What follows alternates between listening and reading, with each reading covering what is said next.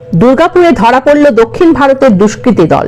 Police সূত্রে জানা গিয়েছে, কয়েক বছর ধরে সেখানকার একটি দুষ্কৃতী দল দুর্গাপুরে এসে কম্পিউটার, ল্যাপটপ, দামি মোবাইল চুরি করে চেন্নাই নিয়ে গিয়ে সেগুলি বিক্রি করে রোজগার করছিল।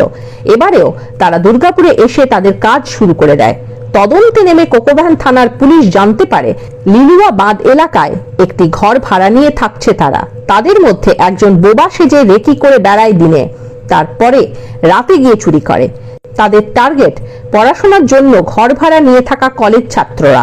তদন্তে নেমে রবিবার রাতে ওই বাড়িতে হানা দেয় পুলিশ। গ্রেপ্তার করা হয় 3 জনকে। তাদের কাছ থেকে 3টি ল্যাপটপ, 34টি মোবাইল উদ্ধার করেছে পুলিশ।